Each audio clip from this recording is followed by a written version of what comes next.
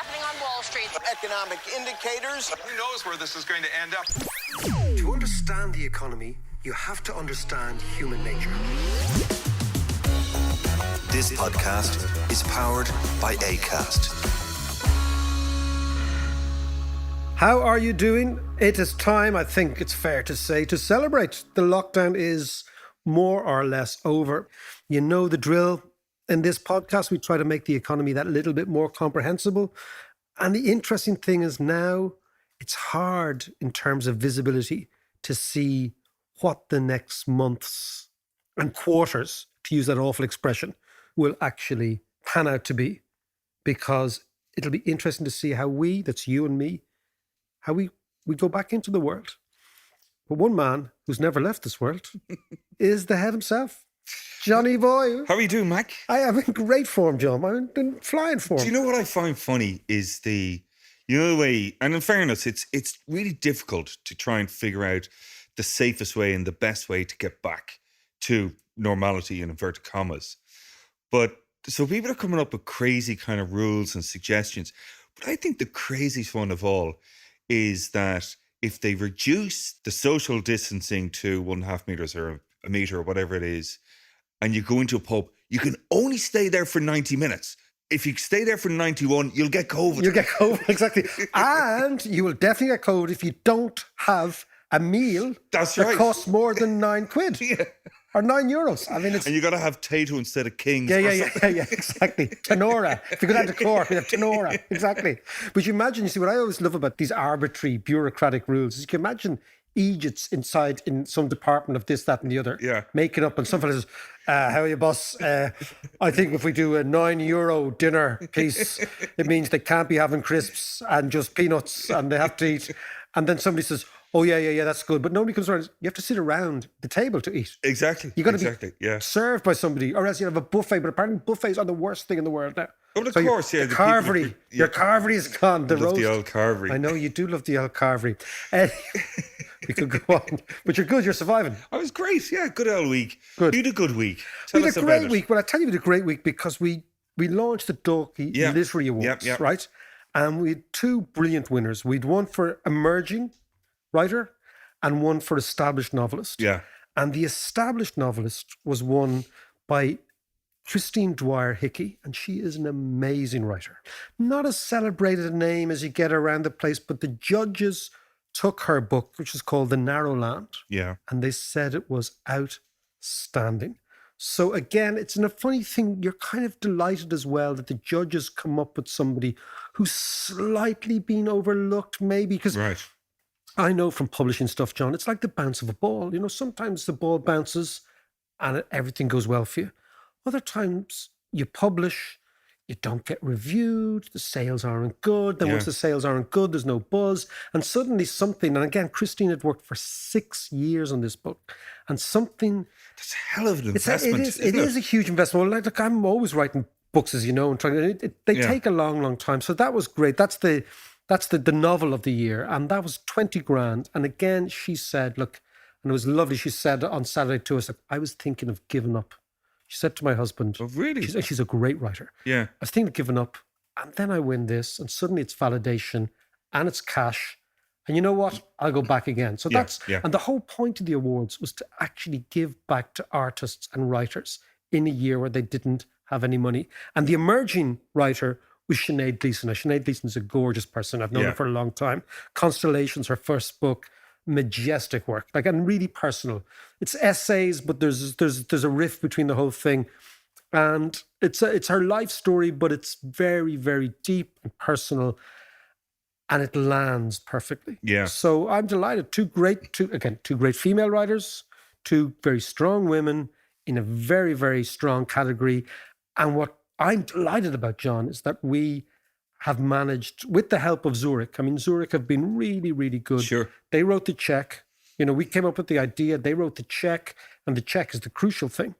And hopefully this will become part of the literary calendar now, from now on. And I really intend to make it, maybe we'll end up like the Costa Awards in the UK, like something that will be really meaningful. So it was a good week. Yeah, because of course the last weekend would have been the Doki Book Festival. Yeah, I know.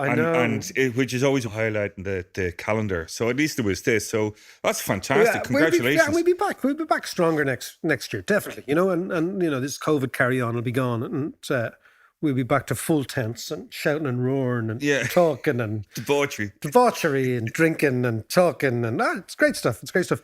The other thing, John, is this week I'm giving a lecture on the role of money in pre-Renaissance Florence. Now, how obscure is that? Brilliant. That's certainly niche. It's very niche, right? The role of money in Dante's Divine Comedy, right? Right. So I was asked to do this last January. I knew nothing about Dante, a Divine Comedy. I decided to actually say, you know what, that'll be a good thing to do for your head, to read a book. It's like, you know, it's like the Bloomsday thing. Don't know where you have the space, but it's anyway. but it's like the Bloomsday thing. Should you read Ulysses? Should you not? You know, just go and read it and see, right? Yeah. It's amazing. And I'm giving and you will love this, is very niche. It's the Dublin Dante Summer School.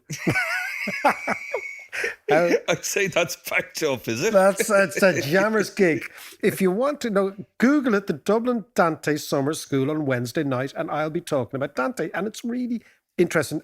It allowed me to go back into a classic work of European literature that I knew nothing about, really. Yeah.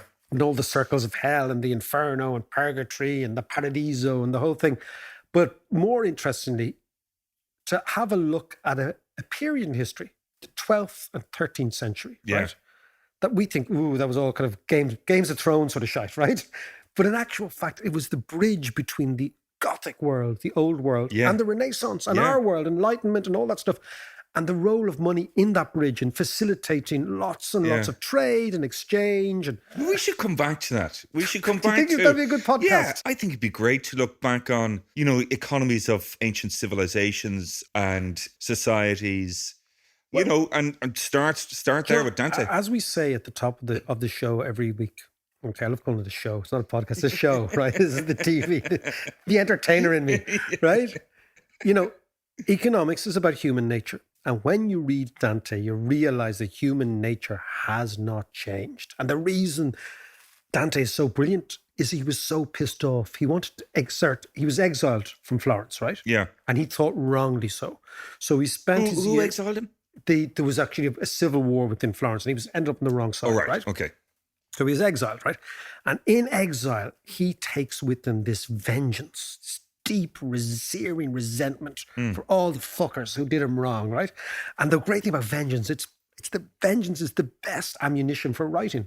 It's brilliant because it makes you mad. And he's like, and that bollocks, and that bollocks. And basically, it's a list of bollockses who did him wrong, right? Starting with the Pope, right? He hates the Pope, okay. So it's great stuff. And couldn't stand bankers and he couldn't stand bureaucrats. And it's basically everyone who, in his eyes, did him wrong. I'm going to get them all. So that's what makes it so exciting. So it's kind of, he's venting spleen against the world. And the thing about vengeance, I was actually looking at Nassim Taleb. You know Nassim Taleb? Who's Black Swan dude. Yeah, and you've met him with me and he's done Kilconomics. And he's a peculiar creature, right? And he's grumpy. Oh, he's brutal grumpy. He's brutal grumpy. I tell you, the time I met him in New York. And I said, will you come to Kilconomics? He said, I'll go to Kilconomics if you meet me for dinner. So Nassim Taleb, myself and Shan met for dinner. And after chatting, he was quite grumpy. And he just said to me, do you have a corporate sponsor? I said, no. So do you work for a corporation? No. Do you work for a university? I said, no, because I just do the adjunct thing at Trinity. He said, so you've no permanent income? I said, no. He said, perfect, I'll do it. He says, that was his whole idea, was like that basically... If you're Goldman Sachs or something, I'm not coming near you. Yeah, I have no interest. Yeah. But he was writing about vengeance the other day in a tweet, which I thought was very strange. And he was saying that vengeance is a moral duty. Now, that's quite interesting, right? And you should be methodical. But he said you should only be methodical. Yeah. But he interestingly in how you exact it. But he also said, it's quite funny, isn't it? But he also said, I thought it was a great thing. So you get a hitman. And you get a hitman. It's Tony Soprano, the whole thing. But he also said something, you should only execute vengeance when you've almost forgotten about the crime against you, which I really think is deep and dark and weird and right. And twisted. But Dante is all about vengeance. So that's another thing we're talking about. So if you want to go to it, just Google the Dublin Dante Summer School. The other things that are happening this week is we have our new government and the programme for government. Yes, John. Which there still seems to be a bit of bickering going on about. Yeah, there? I think I'm not sure the Greens are not 100% bored, but I mean, what is interesting, John, the big issue in Ireland, as registered by the election, was a massive demographic divide, that the young voted overwhelmingly for Sinn Féin. Yeah, they and did. The old voted overwhelmingly for Fianna Fáil or Fine Gael. Now, what struck me about the programme for government is that this essential conflict at the heart of Ireland was not addressed. So, I mean, there is a word called a gerontocracy. A gerontocracy What's that? Yeah. is a country run by geriatrics. It's a country run by old men. Right. So if you go back in history, so for example, Plato always thought that all countries should be run by the elderly because he was saying Because they're wise. they're wise. Yeah, So it's yeah. Athens, the Athenian democracy should genuflect to the older. You know, the Romans, on the other hand, didn't. Even the Roman Republic, if you look at the heroes of the Roman Republic, they were all quite young. And then when the Romans became an empire, all the emperors were quite young. And the reason was that they didn't last long. Yeah. Very few emperors actually died in their own bed. I actually think only Diocletian, who ended up living in Croatia, well, what was then obviously split, and the Roman Empire, ended up dying of old age. Most of them were murdered. Like, people forget that being the emperor in Rome was a very dangerous business. Yeah. Like, you'd be better off being slightly below the emperor, you know, in your purple tunic. But the emperor, because they didn't quite have a secret service to look after. Exactly. There was no CIA. Lads with things in their ears. No. There was, the whole thing, and we know that Caesar, et tu, Brute, these were all murdered in the Senate. So, and this old way of looking at government is quite strange because, for example, communist governments were always run by old men. Like, do you remember, like in the old days of Brezhnev, you know, like it was basically the fellow who could just about barely get up the stairs the plinth, of the funeral plinth at Brezhnev funeral. He was the guy who was going to go in next. And there was Chernenko and there was all these really ancient guys. Actually, you know, look at the current American election. You have two 70-year-olds. Well, north of 70. Oh, yeah, but what I mean, 70 plus year olds. So it's not just communism. So it's basically in the resplendent home of freewheeling capitalism and in the resplendent home of stultified communism, you have this gerontocracy, right? But basically the idea is, John, that the older the government, the more likely that government is to reflect the concerns of their constituency. Sure. Yeah. Now, Ireland has a strange thing in the fact that Fine Gael are a young bunch, right? You know, for Radker and Pascalton and all those guys, they're young, right? But they're voted in by the old. And Fianna Fáil are voted in by the old. And now when you look at this programme for government, you have a programme for government for the old. There is no sense. So basically, it's more or less the status quo. Right? As it was. Yes, there's a sop to housing, but it's not a radical sop to housing. So the question then is, if you think that the divide in Ireland is between the young and the old, how will this government actually reflect that if all their policies in the programme for government are more or less, think about it, more or less a cut and paste job from their manifestos before the election. Yeah. This was before it became crystal clear that there is a significant economic, social, and wealth division. Now, of course, COVID has amplified that, John, because young people have lost their jobs on one measurement. The CSO is one measurement. It's called the broad measure of youth unemployment. It's now 50%. So young people have lost their job in retail. Yeah.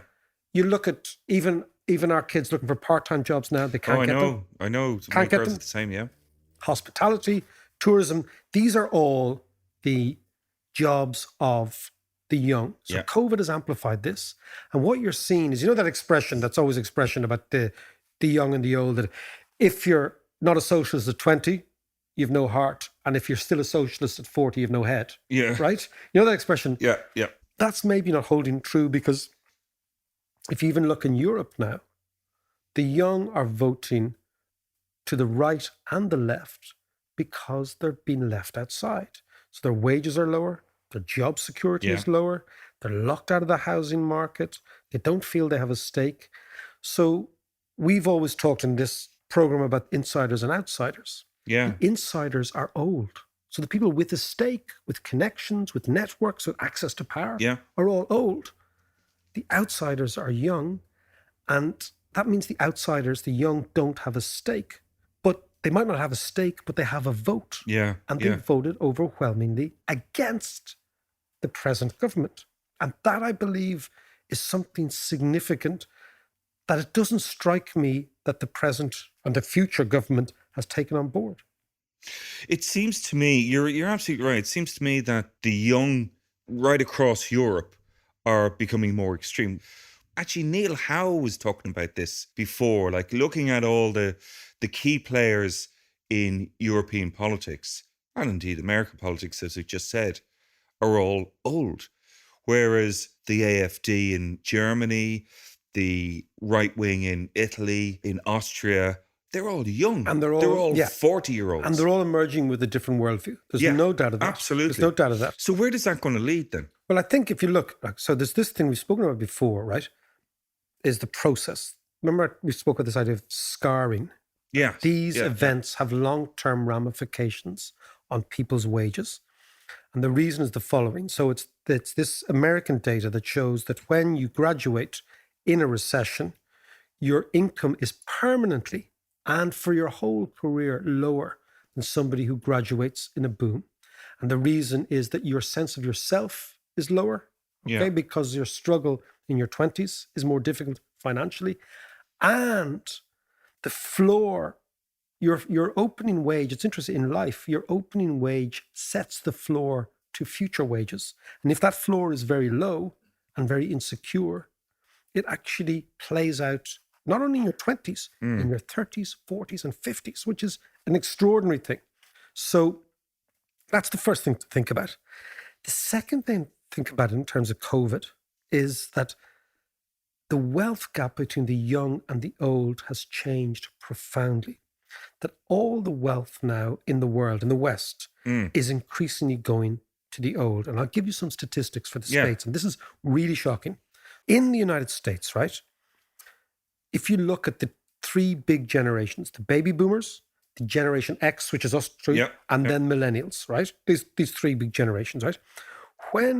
It's a study done by the Federal Reserve, which tried to see how much of the national wealth does each demographic own when they get to 35 years old, right? Okay. 35 being insignificant because that's when you would, again, in our parents' generation, certainly have had kids. Yeah. We had kids, but you have a stake. Be grown up. You're supposed to be grown up. You're supposed to be, I know. We're not grown up yet, I know. And we're nearly 20 years beyond that. But that's another thing. But again, when American baby boomers hit the median age of 35 in 1990, they collectively owned 21% of all American wealth, right? Okay, yeah. When our generation, the Generation Xers, reached the collective age of 35, which was in 2008, we owned just 9% of American wealth. Wow. And sorry, 2008, did those figures have anything to do with the collapse? No, financial collapse? Just before the financial collapse, right? Okay. The millennials, the generation coming behind us, their average collective age is now 31, and they only own 3% of total wealth. Wow, really? Wow. So what you can see is the wealth has been profoundly skewed to the old, right? So the generation above us were doing okay. Yeah. We were doing less well than them.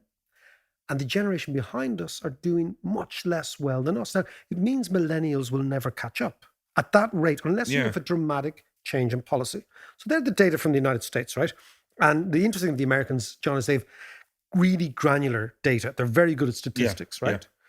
But given what we know about Ireland and Britain and other English-speaking countries, there's no reason to believe that our underlying problems are miles away from the Americans. They're not as bad, but it's exactly the same trend. Yeah, we always follow the same pattern. Yeah. And again, I did a documentary a couple of years, about 5 years ago, called Ireland's Great Wealth Divide. And that was all about who owns money and where's it going, who owns the wealth of the country. So take those American figures, which are really shocking, put them on the Irish context, which is that the young are being increasingly elbowed out. We know that 80% of Irish wealth is in housing and land. That we also know that the people with what's called financial wealth, which is stocks and shares and things like that, that's always a minority skewed to the very top and the very rich. Because the vast majority of people don't ever play the stock market. They may do through their pensions passively, but they don't feel they're part of that game, right? So you think, okay, one, we have the evidence from the election, which is that the youth voted overwhelmingly for Sinn Féin. Two, we know that COVID amplified the youth's sense of not having a stake. Three, we know that politics in Europe splits between insiders and outsiders. So it's not so much urban and rural, or so much the always secular and conservative. It's actually between these insiders and outsiders. And we know that the young are much more likely to be outsiders, which is why they vote for an outsider party.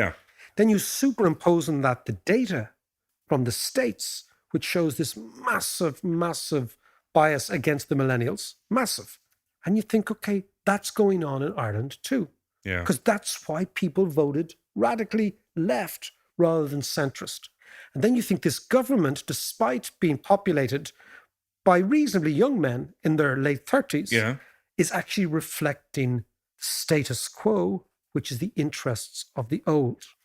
And then you think, how long will a government like this last? And will it simply amplify the already burning feeling of the young that they're being left out?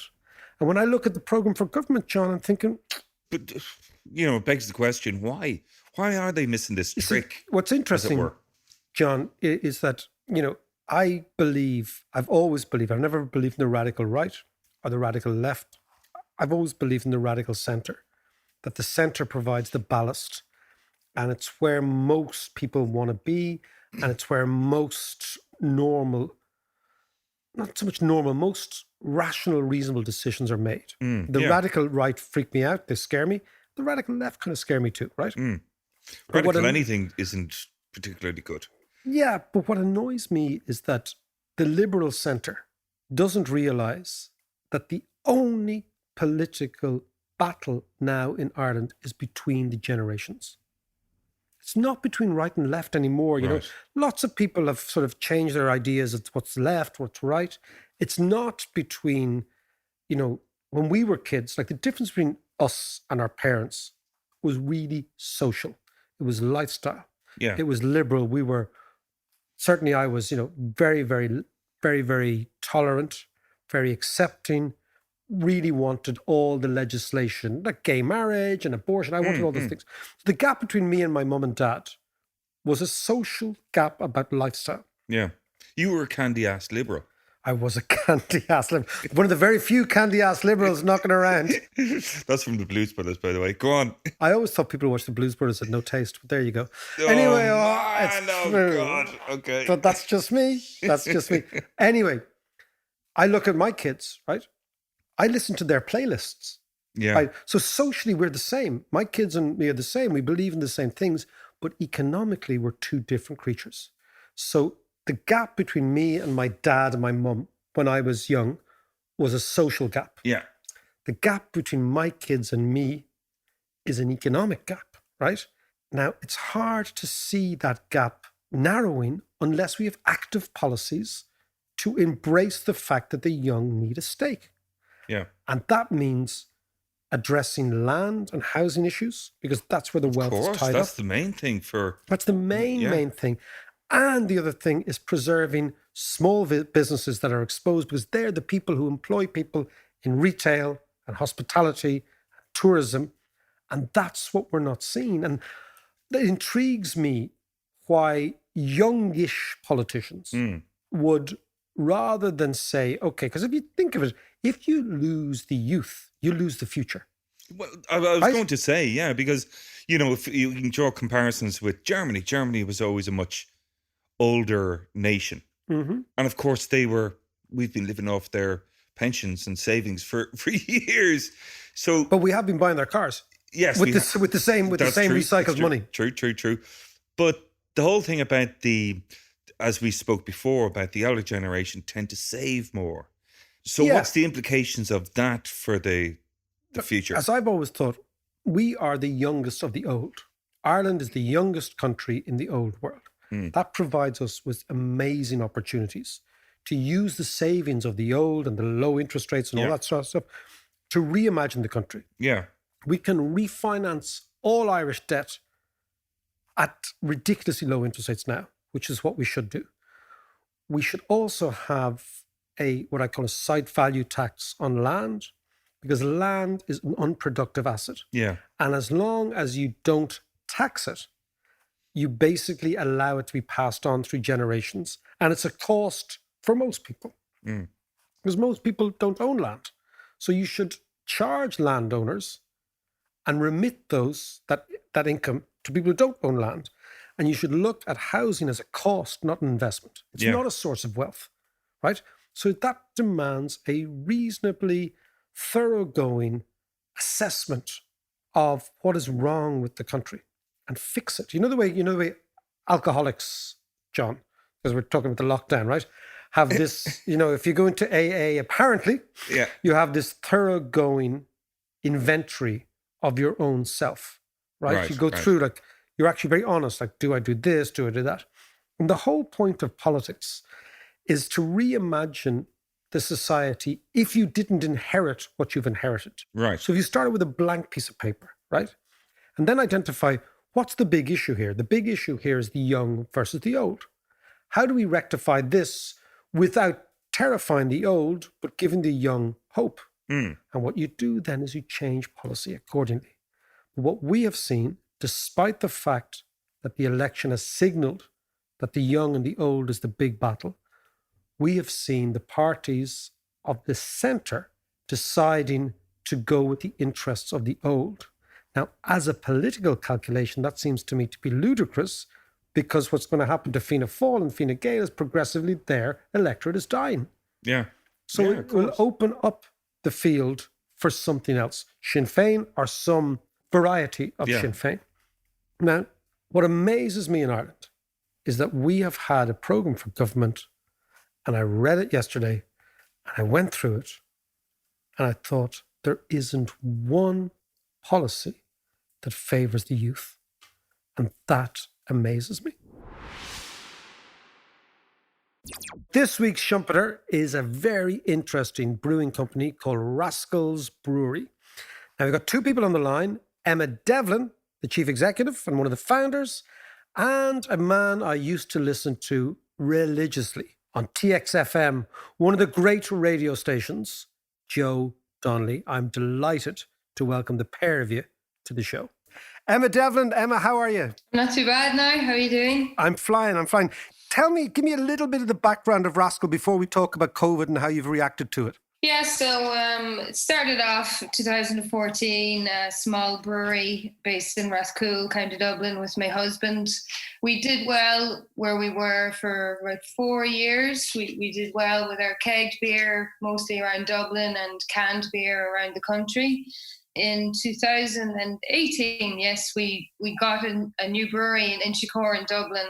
And in that site, we were able to build a pizza restaurant and install a brand new brewery. So it became a very small, 6 people working in the business, to a couple of months later, 25 people working there. And oh, wow. That's massive. That's a huge change. Yeah, a multifaceted business with a brewery, a restaurant, and then we started doing tours as well. So it just kind of transformed very quickly 2 years ago.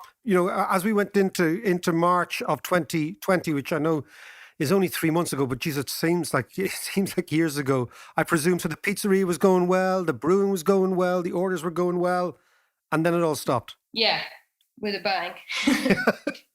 And tell me now, so you were very involved in the local community, I heard. Yeah, definitely. Joe will probably be able to give you a little bit more on this. But Joe, do you want to step in? Yeah, sure. Firstly, thanks, David, for the very nice introduction, and it's great to talk to you again. With Rascals Brewing, in my role as marketing manager, I attended a craft beer conference in the Porterhouse in Glasnevin, and Magic Rock Brewing were there, and they're a very successful UK brewing company from Huddersfield. And the one thing that stuck in my mind from that talk was the head of Magic Rock Brewing said that the best business decision he ever made was sponsoring Huddersfield FC.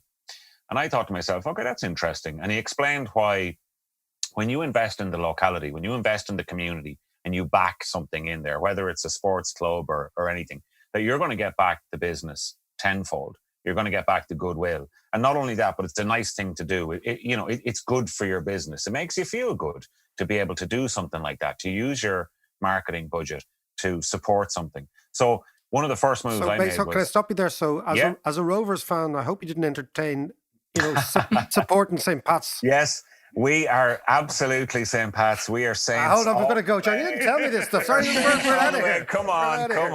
Go on. But the relationship that I've had with St. Pat's has been just absolutely brilliant. From the minute we said, yes, we'll sponsor, and say, for example, in the first season, it was Man of the Match and a few other small bits and pieces. We worked together on a package. But from the minute I did that, you would not believe the amount of support that we got instantly from the local community.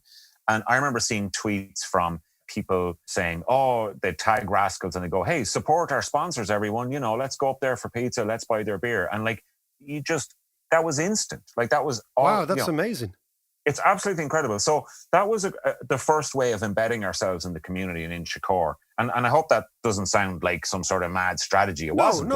We wanted to give something back. We wanted, one of the things, the other point that I want to make in tandem with the thing about St. Pat's is that when a business opens up in a community and they're not from that community, right? And they might be perceived as, who are these guys coming in with this brewery and a pizzeria and all the rest of it? If you stay aloof and you don't give something back and you don't you land there and you go, right, here's our business. Come on, buy our food or beer. You're not going to get anything. Whereas if you respond to every community request, to every person who walks in and goes, there's a school raffle next week. Could we get a voucher for the restaurant? I mean, from the biggest to the smallest, when you do stuff like that, you absolutely garner support that will stay forever.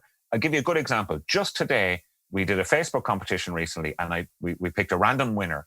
And I emailed the winner and I said, can you send us your details? You've won the case. And he went, oh, brilliant. Thanks a million. Oh, by the way, he was in Drimna. By the way, you gave a voucher to our school raffle last year. And it meant so much to us. Thanks a million. Keep up the good work.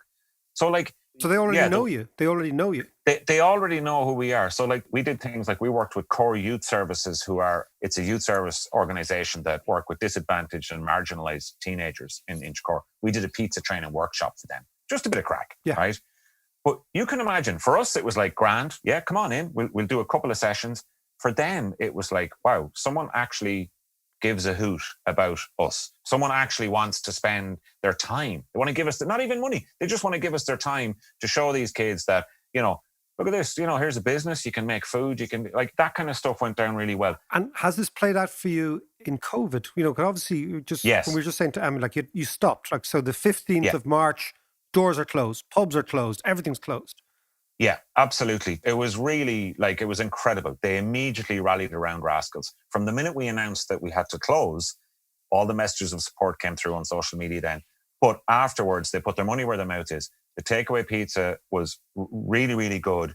But the online sales was incredible. Really? 84% of all our online beer sales in the period of, say, for example, March 12th to May 12th, which was the main part of the lockdown, were in Dublin. And 36% of them were in Dublin 8, Dublin 12 and Clondalkin. And wow, that's amazing. That's our neighbourhood. And 37% in that same time period, 37% of the 1,300 orders were collection rather than delivery. So it told us that local people were going, let's tell you what, let's get a case of beer off Rascals. We'll pop up and we'll collect it. We'll say hi to the guys.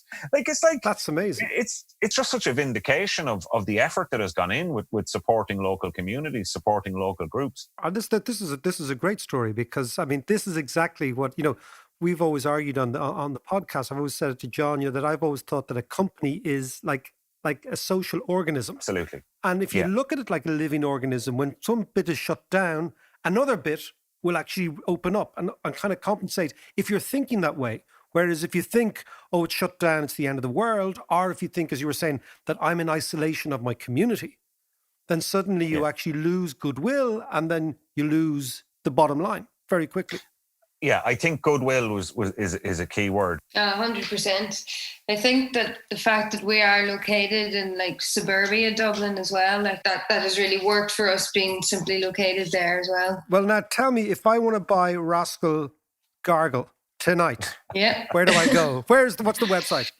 Yeah, online, rascalsbrewing.com, and just click beer delivery on our website and you will see all of our different case beers they're up for sale there, and you can get mix of beers, you can get 5-litre mini kegs. We've all sorts of different formats that you can buy our beer in. That's me and John's order for the night now. What's your best seller? Happy Days is our session pale ale. Happy Days. We leave there. Happy Days. That's brilliant. Emma and Joe, thank you both very much indeed. Thanks very much, David. Okay, thanks a million. Talk to you soon. Bye. That's a fantastic story. And do you know what I love about that story? Is that it's what every company should be, ingrained and part of the community. You know that phrase that you hear all the time that I absolutely hate? Two phrases actually is, one is either business is business or, hey, there's nothing personal, it's just business. Bullshit. You're right. Like companies and business is an integral part of every society. Yeah, and everything is personal. Exactly. And if you don't get that, you don't get life. Yeah. So, of course, Mac, the other big development this week, which we have to talk about, is the UN. Ireland got onto the Security Council. It's a fascinating story. I think maybe to give it a bit of clarity, because funny, the UN, I had an uncle Tommy who passed away not that long ago, Tommy Dunn down in Cork, who was one of the very first UNIFIL soldiers in the Congo in the late 50s, early 60s. That's right. You remember the Jabotville massacre? Yes, yeah. I think they were the next platoon in just after that. So we've been involved in this game for a long, long time. Well, actually, do you know that Ireland have the highest number of soldiers in the UN per capita? Do we? Yeah. We mentioned India. Yeah. Let's go to India, because I have on the line an extraordinary character who was the second in command of the UN, who just got beaten by Ban Ki-moon to be the boss, the General Secretary of the UN. He's on the line, MP from Kerala, Shashi Tharoor. He will explain what's going on to us. Great. Shashi, how are you? Great to hear your voice, David. I am well. I hope you and Sian are bearing up under the strain of COVID and the lockdowns and all the other troubles and turbulence we're going through. Now, tell me, Ireland has just managed to secure a seat on the Security Council. What does that mean? And congratulations. Well, listen, for us, it's quite an elevation. Now, what does that mean, Shashi? Tell me what that means. Well, the Security Council consists of 15 countries, David, and 5 of those are permanently there. They never have to face election. They are essentially the countries that in 1945, when the UN was established, were deemed the indispensable powers of the world at that time. And that's the US, the UK and France, which had big colonial empires, Russia, which of course was the other superpower. And in a curious choice, but because they felt they couldn't leave Asia out, China, which actually was the weakest of the 5 at the beginning, and which shortly after the UN was established, lost its government, as it were, to a communist takeover of Beijing, and the government recognized by the UN retreated to the tiny island of Formosa, now known as Taiwan, where it continued to vote the Chinese vote, but as you can imagine, wasn't taken very seriously by the rest. Then mainland China, the PRC, got that seat as of 1971. And today, most people would consider the US and China to be the 2 most significant powers in the world. Of course, Russia has a formidable nuclear arsenal. So those 3 are there pretty much, I think, by virtue of continuing right. The British and the French are still somewhat trading on past glories, but the skills of their diplomat tends to be what justifies their presence. The remaining 10 seats on the Security Council are elected 2-year terms. So the General Assembly elects countries, and there's a quota for these countries according to so-called regional groups that were formed in the years of the Cold War. So Western Europe and others is a regional group. Eastern Europe is a different regional group. Africa is a different regional group. Asia, which includes what you would call the Middle East, is a different regional group, and so on. Now, they had 2 seats. Ireland, Norway, and Canada all decided to contest for the 2 seats. And normally, I shouldn't say normally, quite often, there's a friendly discussion amongst potential contenders, and one of them drops out so that the other 2 get elected unanimously or unopposed, and they promise to elect the other chap when a more propitious moment comes along. But this year that didn't happen, and Canada bit the dust as Ireland and Norway won the election. Now, tell me, just very briefly, how do you win this election? What actually goes on behind the scenes? What sort of skullduggery and horse trading goes on behind the scenes? Charming persuasion, I think, David, is what they would tell you. I don't know if there's much skullduggery. I know there are some countries, of which Korea and Japan are the most famous, who are not averse to extending grants and loans and gifts to various countries in order to get their votes to certain seats. I had the misfortune of running against a Korean candidate for the position of Secretary General, and we weren't in that league. You weren't at the races in that regard.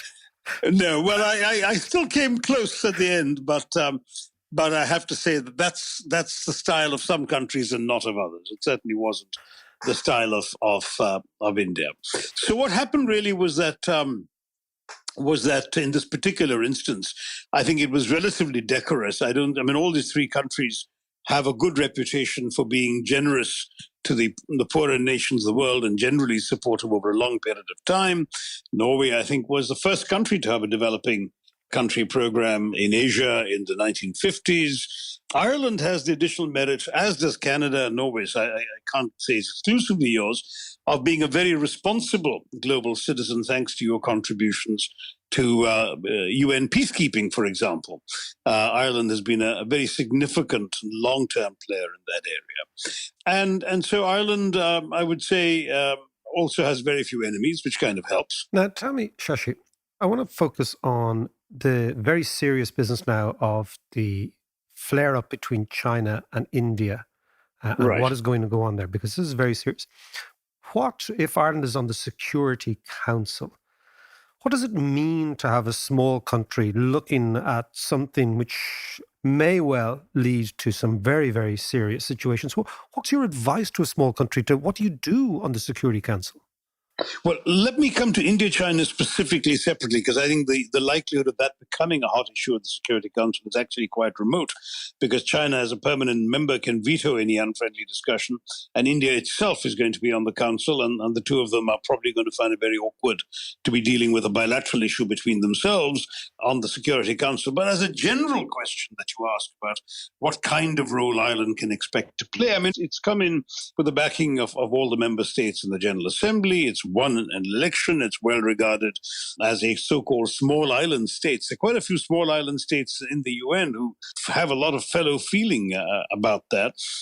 Ireland has a good long record of commitment to international security and to multilateralism. I've already talked about your peacekeeping contribution, which looks even larger when you look at it in per capita terms and the size of your population. I think Ireland first got involved way back in 1958 in peacekeeping, so it really goes on for quite some time. You're also a member of the EU, which gives you a special cachet because you do have the opportunity to bounce your ideas off the other members of the EU and to come up with a position that may be expected to have some resonance right across the EU countries. There's also a lot of sympathy for Ireland because of the way you're caught between a rock and a hard place on the Brexit negotiations. So you're going to get a fair amount of attention. Will you be able to be a decisive voice? It will vary from issue to issue. There are ways in which you are influential inside the Council. The bulk of the real work of the Security Council takes place in closed-door consultations. The formal speeches and the raised hands in that wonderful horseshoe-shaped table of the Security Council chamber, that's theatre. That's after everything has already been agreed. There are no surprises at that stage. Where it really happens is behind closed doors amongst the 15 council members, of course, their aides, and the Secretariat staff, a few of us, as I could still say, huddled in a corner. And so that kind of process, suddenly everyone is equal because, yes, a permanent member, the opposition of a permanent member is taken very seriously because it implies the possibility of a veto. The support of a permanent member is considered valuable unless it antagonizes another permanent member. But the non-permanent members are seen on their own merits. So when Ireland takes a stand on an issue, people will listen because they know Ireland doesn't have an axe to grind. It is tending to speak from a broader faith in multilateralism and in our common humanity. And that, I think, is something which will mean that its voice will be heard fairly effectively. A second way is in the drafting of statements and resolutions. The Irish do have the gift of the gab, and I think that that the sort of linguistic skills of the Irish are going to outstrip those of many others around the table when it comes to crafting the right language. I should sincerely hope so.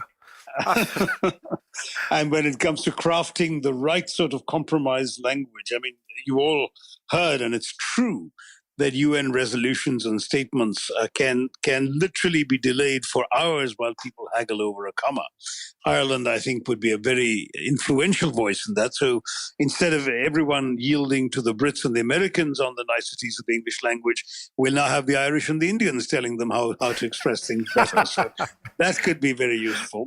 And the third thing, I think, is in some of the informal quiet conversations suggesting ways out. Sometimes the bigger powers get locked into positions they've already taken publicly or their leaders are identified with.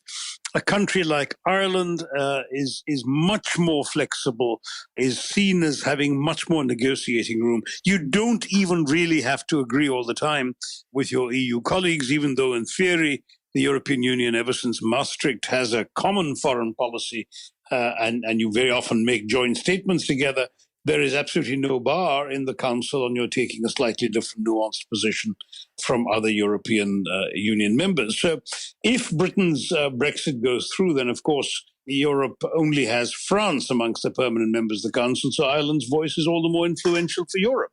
And a lot of the smaller European countries may come to Ireland asking you to be a particular voice for their interests in a particular issue. So I think it's going to be a fabulously interesting couple of weeks, in my view, for all of you. And I do believe that Ireland will come out of it very well. Well, Shashi, what really amazes me is I had to go to New Delhi to actually get a clear view of what this all meant for Ireland. Thank you so much for that comprehensive kind of insider's view of how the whole thing works. Now, can I ask you about, what always amazed me as an economist studying, Indian history and Indians' place in the world is when you go back far enough, when you hear the Romans, you hear Pliny, annoyed at the fact that all Roman gold is going to India, and that the Indians are making stuff that is so far superior to anything the Romans can do. And then you even go into the early medieval period, and India's maybe 30% of global GDP. In fact, India was 30% odd of global GDP for most of what we call the trading history of the world. And then within Right, it was 27% as late as 1700, 23% at 1800.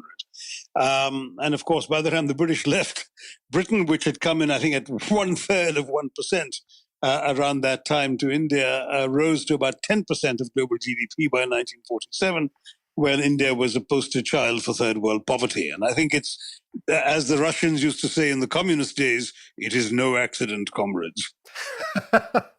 And just finally, what do you think, Shashi, about the way the world is going? The Black Lives Matter movement in the United States, the reappraisal of colonial history, the fact that, and again, with a nod to Irish nationalism, Roger Casement exposed Leopold's tyranny in Congo and even in Belgium. Statues of King Leopold are being assaulted, and I would say rightly so. And there's a general sense that we need to reframe history. I know history is your baby. Mm-hmm. It's what you've studied for many, many years. It's your first love. How do you think this will play out? Well, David, I actually think this is a good thing. There's a churning going on, but that churning is actually for once going in a good direction. Because, the churning we've seen so far has been the anti-globalization churning of the ethno-nationalists, the populists, the autocrats. You had your Trump, Modi, Bolsonaro, Erdogan, kind of Putin, Xi Jinping, big tough guys who claim to speak authentically for their peoples and who don't care about the rest of the world. There's been an unpleasant version of churning in the last 10 or 12 years that now seems to be replaced by a kind of cultural and social churning that is making people look afresh at some of the basics that have helped shape the world we live in today. I think the Black Lives Matter movement was looking for a spark to ignite it. George Floyd happened to be that spark. Many would say that something else could have set it off too, but this is what started it, but now it's become a worldwide movement. It's affecting people at all levels, not just the pulling down of statues, which is symbolic, and the re-examination of why these statues were built in the first place, of the Confederacy in America in the late 19th century, not at the time of the Confederacy, but 30 years after the Confederacy had been defeated, was when many of these monuments came up. Whether it is the monuments to slavers in European countries, including Britain and France, whether it is a monument to someone like Leopold in Belgium, roads in England and South Africa, there are all these fundamental questions coming up, and even indeed questioning of the racism of Churchill, who was undoubtedly a racist. I mean, I don't think even the biographers who admire him, like Roy Jenkins, did concede, and when I pressed him, I remember before an audience, that yes, Churchill was, as he called it, a racialist. So there's suddenly a reappraisal of people for the views they held, which their contemporaries may have been more prepared to indulge them in, but which we are not. And I think it's a healthy sign of how the world is moving on. I think racial discrimination is certainly going to be impossible henceforward because of this general wide awakening.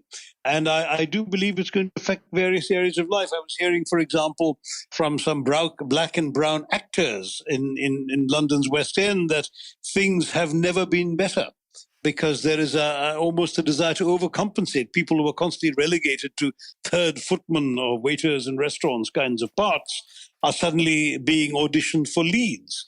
Now, there's a minor field, if you like, but it's a very good sign that suddenly the world is opening up to the fact that there's a whole bunch of people who never got a fair shake simply because of the accident of where they were born or the color of their skin or the way they look. And I think all of this is going to be extremely salutary and healthy for the world, even while we face all the other challenges that the COVID era is throwing up, including the real risk of deglobalization, maybe of increasing xenophobia in some ways, but at least within our societies, I hope we'll be more humane and more conscious of racial injustice.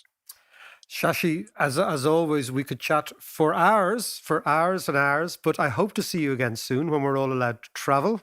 Shashi, thank you so much. Take care of yourself. Thank you, David. Best to Sean. All the best.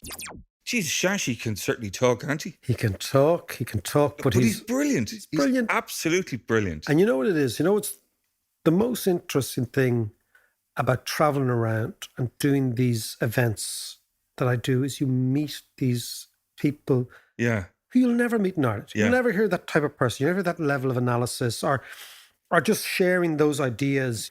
But I thought at the end, what his point was really interesting. He was saying that, look, up until the last few months, we thought that the world was going to be dominated by big, hard, what we'd call ethno-nationalist politicians, right? Who are constantly talking about tribe, identity, difference, elbowing out multiculturalism, saying to people that you have to be Muslim or you have to be Hindu or you have to be white British or you have to be white American, right? And maybe now in 2020, we're seeing a shift back towards multilateralism, back towards multiculturalism, back towards understanding that what COVID did is it showed that nobody's safe from a virus. It doesn't matter what race you are, what religion you are, where you live, etc., etc. So I would be quite uplifted, John, that the lesson from the last couple of months is that we are actually one world. and we are in this together. And although it's easy to stoke up ethnic and nationalist differences, that's not the way forward. How are you doing there? It's David. Now, the whole objective of the podcast, as you know, has been to share economics, learn economics, make it easier, make it more accessible, make it more relevant.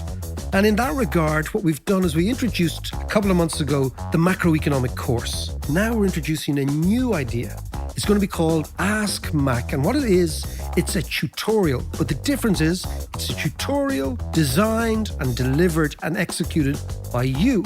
You pick the topics. We then give you a tutorial every fortnight on that topic. The first topic is the bond market, because we were inundated with your questions about the bond market, how it works, etc. Have a listen to it. The first one is free. And if you like it, sign up and join us on patreon.com, David McWilliams, for the Ask Mac tutorial.